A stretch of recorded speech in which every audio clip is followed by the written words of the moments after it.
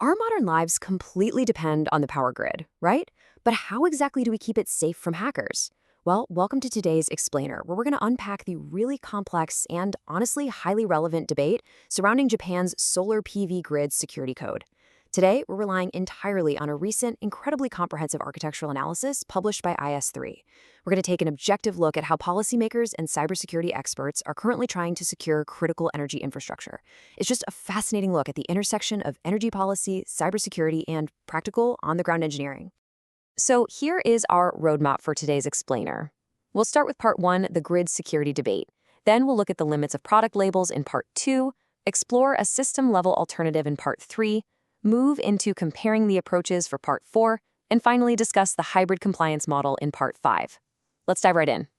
All right, Section 1, the grid security debate, understanding the baseline. So to really grasp the new mandates facing Japan's critical infrastructure, a central question basically sets the philosophical tone of our whole explainer today. Are we protecting the product itself, or are we protecting the pathway? Think about it.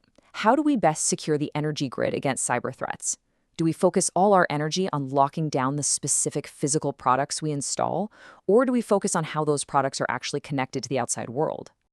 Currently, the Ministry of Economy, Trade and Industry, or METI as you probably know them, is advancing a framework called JC Star. And this policy heavily focuses on certifying the internal quality of specific products connected to the grid. Based on recent clarifications from METI's Electricity Infrastructure Division, the deciding factor for whether a device even needs this certification is if it has an IP communication function. Meaning, if a power conditioning system only uses, say, legacy RS-485 communication, it's currently completely exempt. So the main focus right now is just establishing a minimum baseline quality for IP-connected devices. But here's where it gets interesting. The IS3 critique introduces this fascinating core mantra that challenges that exact approach. They say, don't trust the product, verify the configuration. Their architectural analysis argues that in a world of constant cyber threats, we really shouldn't implicitly trust any device, regardless of whether it's certified, domestic, or foreign. Instead, we have to verify the overall system configuration. Moving right along to Section 2, limits of product labels, the blind spots. Let's shift our lens a bit to examine the real-world vulnerabilities of relying exclusively on product-level certifications. There is often a massive disconnect between factory settings and reality on the ground. On one side, you have a certified device, which, let's be real, is essentially just a snapshot of a manufacturer's self-declared baseline settings, like enforcing a unique default password. But on the other side, out in the real world, an attacker can often just bypass that certified device entirely. They might exploit an uncertified commercial LTE router that's someone connected to the same network, or take advantage of a technician accidentally leaving a remote desktop port wide open. And in fact, MISI itself cited a May 2024 cyber attack on solar PV remote monitoring equipment as a key reason for these new regulations. And that was an attack that fundamentally exploited internet-facing pathways, not just a bad product. To put it simply, evaluating only the product without looking at the network architecture leaves some really critical openings totally unattended. It's literally like putting a massive, heavily certified, state-of-the-art lock on your front door, but your system design allows the window right next to it to be left wide open. The burglar is still getting in. If you look at the life cycle of one of these products, it becomes pretty clear. On day one, certification is merely a static snapshot in time. The very second that device leaves the factory and moves to the installation phase, it becomes vulnerable to those uncertified bypasses or misconfigurations we just talked about. And during actual operation, which, remember, can last for decades on a power grid, that device is fully exposed to future zero-day vulnerabilities or supply chain attacks. A static original certification could never have predicted those future threats. Which brings us to Section 3, a system-level alternative, the minimum duty of care. So you might be wondering, how do we actually address these operational blind spots? That brings us to the proposed alternative discussed in our source material. Instead of just trusting the product's label, IS3 proposes what they call a minimum duty of care. This system-level lens actually verifies how devices are connected and defended in the real world. The philosophy here is a bit darker but more realistic. It assumes that literally any device can be compromised eventually, so the system itself must be actively designed to contain the blast radius.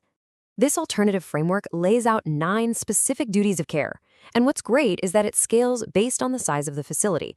A small local solar panel setup wouldn't face the same heavy administrative burdens as a massive utility-scale industrial power plant. It enforces highly practical, non-negotiable defenses, things like physically separating the power network from general business networks, establishing a single defensive boundary, strictly controlling communication direction, enforcing initial settings, and mandatory logging. That last one is absolutely crucial, so you can actually trace an anomaly if the worst happens. In practice, following these steps means creating a highly controlled environment. By establishing a single boundary defense, like a dedicated firewall, and enforcing strict outbound-only communication, you stop an attacker from directly reaching the equipment from the outside internet. Even if a highly vulnerable, completely uncertified device gets introduced to the grid by mistake, the pathway to exploit it from the outside is fundamentally blocked. All right, moving into Section 4, comparing the approaches, a direct face-off. Now that we understand both philosophies, product certification versus system-level architecture, let's objectively contrast them across a few key security vectors based on the analysis. When we compare these side by side, the operational differences are pretty stark. A system-level defense actively manages threats by blocking pathways and isolating systems to limit damage when a zero-day attack inevitably occurs. On the other hand, a product label kind of stops adding value the moment the device leaves the factory. And crucially, consider the impact on older existing equipment. Upgrading existing grid equipment under a strict product certification model might force massive, unbelievably expensive hardware replacements. But a system-level approach, that allows existing equipment to remain in place. You just adapt by adding a boundary defense, like a firewall, right in front of it. Out of 10 critical security metrics analyzed by IS3, we're talking things like dealing with bypass routes, vendor neutrality, and accountability, 8 of them strongly favor the system-level duty of care approach. The remaining 2 metrics, verifying basic internal quality and the administrative ease of just checking a label, are effectively a tie. Because, a system-level approach relies on a submitted network diagram and self-declarations, which ultimately carry a very similar administrative footprint. Furthermore, by not heavily relying on the specific, narrow definition of an IP communication function, this system-level approach effectively future-proofs the grid. Energy infrastructure lasts for decades, right? But communication technology changes every few years. If the core rule is simply to control your boundaries and limit access, you don't have to rewrite national grid codes just because the industry inevitably shifts to a new wireless protocol or satellite communication. And that leads us nicely to Section 5. The hybrid compliance model, a practical resolution. Because here's the thing, these two lenses actually don't have to be mutually exclusive. We don't have to throw away the JC-STAR program to get the benefits of a system-level defense. The source material proposes an ultimate synthesis, a deemed compliance hybrid model. By adopting this, the grid gets the robust, active defense of the duty of care, those vital boundary protections and network separation. But meanwhile, administrators and grid operators can still use the JC-STAR certification as a really convenient fast-track shortcut. If you buy a JC-STAR certified product, it basically automatically satisfies the duty of care requirements for things like baseline initial settings and update management. This proposed hybrid model represents a total win-win scenario. It secures the grid without stifling innovation or forcing the immediate obsolescence of perfectly good existing hardware. And because it doesn't arbitrarily exclude specific uncertified manufacturers, it elegantly avoids international trade disputes.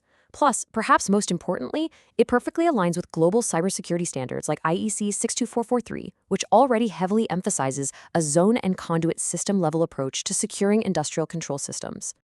Ultimately, the key takeaway from this explainer is a fundamental shift in mindset. If we assume that every lock can eventually be picked and literally every device can eventually be hacked, we absolutely must design a house that can survive the break-in. Protecting the product is a good start, for sure, but actively securing the pathway, that's how we actually keep the lights on. Thanks for joining me to dissect this critical infrastructure debate. See you next time.